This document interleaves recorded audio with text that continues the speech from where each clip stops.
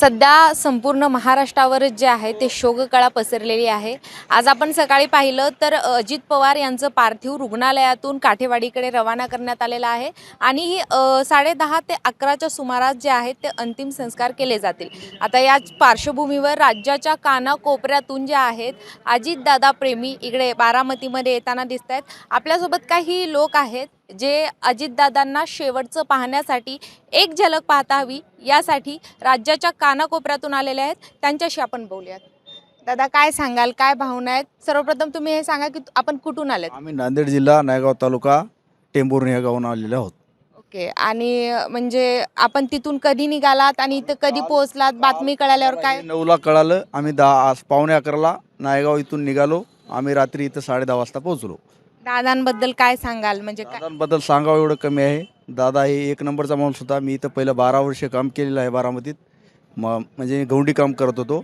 ते चांगल्या प्रकारचे माणूस होते। त्याच्या घरी आपण झाडाझुडीचं सुद्धा काम केलेलं आहे। हे रस्ते मोदी साहेब 14ला आले तेव्हा सुद्धा एक नंबरचे दादा होते। त्यासाठी आम्हाला दुःख वाटल्यामुळं आम्ही इथं आलेलो आहोत।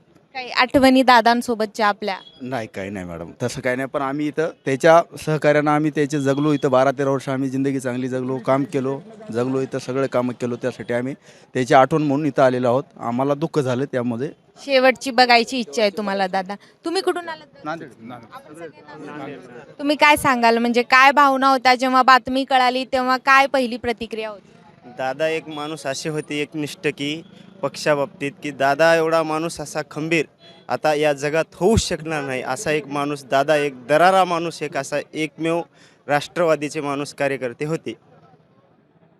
तुम्ही काय सांगाल, काय भावना होत्या?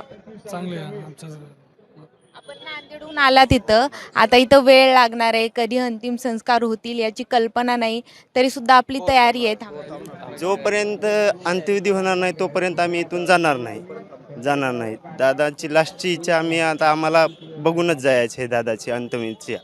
आपण पाहिलं की राज्याच्या कानाकोपऱ्यातून जे आहे दादा प्रेमी इकडे बारामतीमध्ये येताना दिसत आहेत।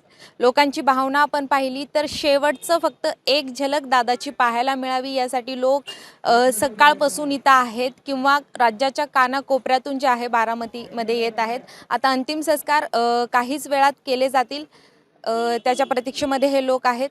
व्हिडिओ जर्नलिस्ट अनिल गजलेसह मी प्रिया मोरे, LS मराठी, बारामती।